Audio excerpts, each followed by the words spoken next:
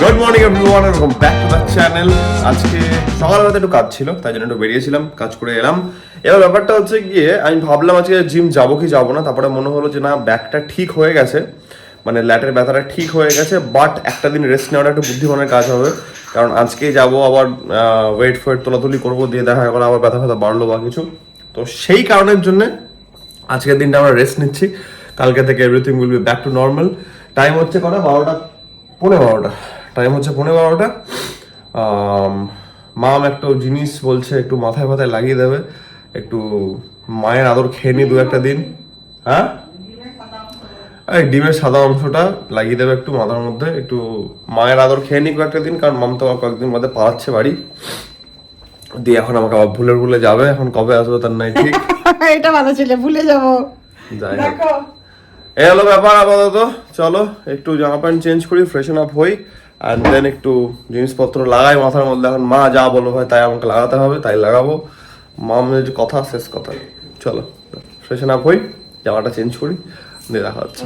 আম করছে এখন pomfret fry. এই যে ইমাম, বুঝলে সেদিন আমাদের একজন কমেন্ট করেছে, সে বলছে ইলিশ মাছ দেখতে পেলাম না, বাট আনফরচুনেটলি ব্যাপার হচ্ছে ইলিশ মাছটা এই জন্য দেখতে পেলে না, তার কারণ হচ্ছে ইলিশ মাছটা খাওয়া হয়ে গেছিল, সেদিন খুব তাড়াতাড়িতে খাওয়া হয়েছিল বলে দেখানো হয়নি। খাওয়ানোটাও একটা মানে অনেক ইয়ে হয়ে গেছিল, আমার এত বাইরে যাবার ছিল। হ্যাঁ হ্যাঁ, নিয়ে তাড়াতাড়ি করে খেতে দিয়ে দিচ্ছে, আমার একটু দেরি হয়ে গেলে শরীর খারাপ করে। ওটাই হয়েছে ব্যাপার সেদিন, তাড়াতাড়ি খাওয়া দাওয়া হয়ে গেছে। তাড়াতাড়ি খাও, আমি শরীর খারাপ করছি কিছু জানি। বাট আলটিমেটলি আমাদের সাথে বাজারটা ভালো হয়েছিল কিনা মাম? হ্যাঁ, তুই শিখলি, এইটাই আমি চাইছিলাম যে তুই বড় মাছের বাজারটা বেসিক্যালি প্রথমবারটা শেখা হয়ে গেল, জানা হয়ে গেল। মানে তুই সত্যি কথা বলতে ছোট মাছ আনা যায়, ছোট মাছ আনা যায়। তুই আনছিস চিংড়িটা, তুই চিংড়িটা ভালো চিনিস। হ্যাঁ, ওই জন্য তোকে আমি বললাম বাবু, এইটাই একটা সুযোগ বাবার সঙ্গে বড় মাছের ব্যাপারটা একটা আইডিয়া করা, এই যে মানে কাতলা হোক, ইলিশ হোক। মাঝে মধ্যে ইলিশ খেতে ইচ্ছে করলো, হ্যাঁ, হ্যাঁ, হ্যাঁ। বাবা এনে দিবে, তারপরে ওগুলো হবে। ওটা একটা নলেজ না রাখলে কি লোকে মুরগি বানিয়ে দেবে, তখন কিছু করার থাকবে না। ওটা বুঝতে পারছিস, স্বাভাবিক। চিংড়ি নিয়ে আসা, চিংড়ি বেশি খেলে অ্যালার্জি হয়। তাহলে আমি বারণ করছিলাম যে বাবু বাবার সঙ্গে গিয়ে ব্যাপারটা একটু জেনে নেওয়া। হ্যাঁ, তাতে বেশি আমাদের প্রয়োজন ছিল না অত মাছ কেনার, কিন্তু আমি মানে বাবা কি হয়, বাবা একটু বেশি করে কিনে দিয়ে যায়, তাহলে অনেকদিন চলে যায়, আর কিছুই না, হচ্ছে ব্যাপার। এত রকমও আনতাম না, কিন্তু তোকে চেনানোর জন্য, হ্যাঁ। দেখবো চলে আসবো, ওটা বাজে লাগে না। সে ঠিক আছে, একটা কিনে নেওয়া হয়ে গেল, চলেও গেল, একটা আইডিয়াও হয়ে গেল একটা। আইডিয়া হয়ে গেল। এই যে এখন তুই রোজই পমফ্রেট খাচ্ছিস, মাঝে মাঝে আমিও খাচ্ছি। আর পমফ্রেটটা ফেভারিট বলতে গেলে, পমফ্রেটটা এসছেও কিন্তু ভালো, বড় বড় এসছে কিন্তু, তাই না? বড় বড় বড় বড় ভালো বড় এসছে।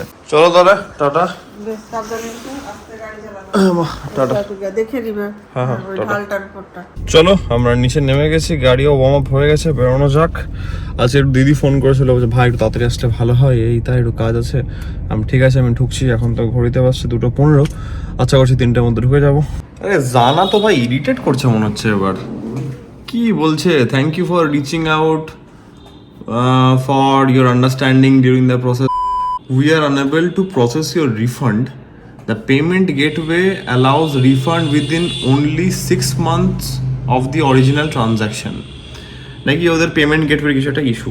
তো আমার বক্তব্য, আমি মেসেজ করলাম, আমাকে হোয়াটসঅ্যাপে মেসেজ করেছে, মেল এসছে, মেলেতে আমি সব কিছুই বললাম, তোমাদেরকে আমি ওটাই বলছি। তোমরা কি তাহলে জানতে না যে তোমাদের কতদিনের মধ্যে এই পেমেন্ট গেটওয়ের একটা ব্যাপার থাকে? আর আমার কি যায় আসে ভাই যে তোমরা কোন পেমেন্ট গেটওয়ের মাধ্যমে করবে? আমাকে তোমরা বলেছো রিফান্ড দেবো, 500 টাকা কেটে দেবো, তাতেও আমি রাজি হয়েছি। বাট এখন আবার বলছো যে না, আমাদের নাকি পেমেন্ট গেটওয়ে 6 মাসের, কি ভুল ভাল, আমি মাথায় কিছু আসছে না এসব জিনিসগুলো। তাহলে এগুলো তোমরা আগে জানতে না? তোমরা যখন একটা রিফান্ডের জন্য ইনিশিয়েট করেছিলে, তা তোমাদের আগে জানা উচিত যে ভাই এটা আলটিমেটলি আমরা দিতে পারবো কি পারবো না বা কিছু। আমাকে টাকা খরচা করে কুরিয়ার করতে হলো, তারপরে নাকি জিনিস পেয়ে যাওয়ার পর ওরা এখন বলছে আমরা রিফান্ড করতে পারবো না, আপনি 3498 টাকার কোনো একটা জিনিস আমাদের কাছ থেকে পারচেস করে নিন। মানেটা কি? বলছে এটাতে আপনার 500 টাকাও রিফান্ড মাইনাস কিছু হবে না, আপনি 3498 টোটাল যেটা আছে সেটা দিয়ে আপনি কিছুটা কিনে নিন। হ্যাঁ, মানেটা কি? আর আপনার সঙ্গে তো আমার সেরকমের কথা হয়নি, এতদিন থেকে মেল হচ্ছে, আমি এতদিন থেকে পেশেন্টলি আপনাদের সঙ্গে ডিল করছি, এটা আবার কি টাইপের জিনিস হচ্ছে ভাই? আমি তো প্রপার একটা মেলের রিপ্লাই দিলাম, আমি দেখি কি বলছে ওরা, নাহলে ব্যবস্থা করতে হবে কিছু একটা। খুব ইরিটেটিং লাগলো আমার এটা দেখে। বলি তোর ব্যথা নাই তো আর? ব্যথা একদমই নেই, ব্যথা একদম প্রপার ওয়েতে সব ঠিকঠাক হয়ে গেছে। অ্যান্ড আর মানে মনে হচ্ছে না তো যে একটু ব্যথা ব্যথা আছে এরকম? ব্যথা নেই, ব্যথা নেই, ব্যথা সকাল থেকে ক্লিয়ার আছে একদম, কোনো চাপ নেই। কালকে থেকে জিম যেতে পারবি? হ্যাঁ কালকে থেকে জিম শুরু করব। আজকের দিনে একটু রেস্ট নিয়ে নিলাম, তোমাদেরকে সেটা যেটা ভালো বললাম। হয়েছে। আর রেস্ট হয়ে গেল একটা, কারণ কালকে পরশুদিন ব্যথাটা ছিল, কালকেও হালকা ছিল, তো আজকের দিনটা একটু রেস্ট হয়ে গেল, বডিটা একটু নর্মালাইজ হলো। কালকে থেকে আবার ব্যাক টু নর্মাল রুটিন। আমাদের খাওয়া দাওয়া কমপ্লিট করলাম একটু আর আগে। এই তোর জিম টিম যদি কোনোদিন মানে বাদ চলে যায় না, তো আমারই মন খারাপ করে। না সেটা তো বটেই, মানে জিমটা একটা নর্মাল রুটিনের মধ্যে থাকে, বাট ওইটা আলটিমেটলি আমার জীবনের সঙ্গে একটা বিরাট বড় একটা দান বলতে পারিস। তো আমার ভালো লাগে এই জিম টিম টাইম মেনটেন করা। না সে তো অবশ্যই, জিম জিনিসটা তো আমার তো যতই কাজ থাকুক বা যা থাকুক, বাট আলটিমেটলি জিম কোনোদিন বাদ যায় না। সেটা সব সপ্তাহে জিম টিম আমাদের সবই ঠিক থাকে, ওয়ার্কআউট রেগুলারলি হয়। বাট মামও আজকে একটু চিন্তা করছিল, আমিও দেখলাম যে না কালকের দিনটা এই আঁচাক্কা একটা লাগাতে ব্যথা হয়ে গেছে, আজকের দিনটা যেহেতু ঠিক হলো, আজকেই জিমটা করাটা ঠিক হবে না। ওর একটু বডির উপরে বেশি দেখা গেল বাই চান্স স্ট্রেস পড়লো, তো সেটা বাড়াবাড়ি হবে, ঠিক হবে না। আজকে একদম নর্মাল আছে, একদম সব ঠিক আছে। ওই হট অ্যান্ড কোল্ডেই সব ঠিক হয়ে গেছে বলতে গেলে।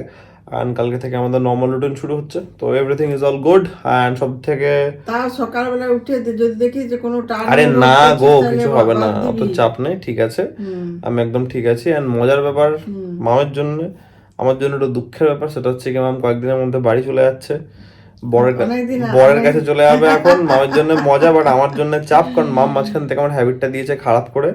আমার 2-3 দিন সময় লাগবে একটু সেই হ্যাবিটের মধ্যে পড়তে, আবার রান্না বান্না করা, শোরুম জিম সবকিছু নিয়ে।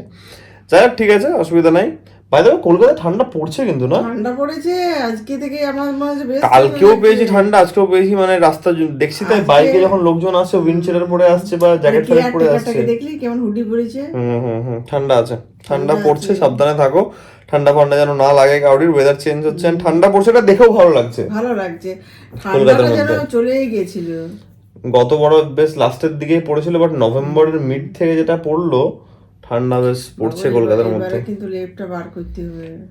তো তুমি কিন্তু মজাটা পাবে বাড়ি গিয়ে ঠান্ডাতে। মেন আমাদের ওদিকে যা ঠান্ডা পড়ে না, বিভৎস ঠান্ডা পড়ে। বীরভূম পুরুলিয়া মালদা এইসব সাইডে ভালো, মানে কলকাতার বাইরে মুর্শিদাবাদ সব জায়গাতে ভালো ঠান্ডা পড়ে। কলকাতায় আমরা সেরকম ঠান্ডাটা পাই না, বাট এবছরটা তাও হালকা হালকা একটা আভাস পাচ্ছি। এখন থেকেই পাচ্ছি ডিসেম্বর জানুয়ারিতে ঠান্ডা হবে, বাট ভালো। ঠান্ডার সময় ঠান্ডা না থাকলে একটু মজাও লাগে না। কালকে লেপটা বার করে দিবি, রোদে দিয়ে দেবো। ঠিক আছে, বার করা হয়ে যাবে। তো ঠিক আছে, এটার সঙ্গে আজকের ব্লগটাকে আমরা দূর অব্দি রাখছি। আশা করছি আজকের এই ব্লগটা তোমাদের ভালো লেগেছে। অ্যান্ড তোমরা জানো যদি ব্লগটা ভালো লেগে থাকে, then as usual do like share and subscribe. খুব জলদি দেখা হচ্ছে কালকে নতুন ব্লগের সঙ্গে। Till then take care, be safe, bye. শুভরাত্রি, সবাই সুস্থ থেকো, ভালো থেকো, আনন্দে দিন কাটাবে। Good night.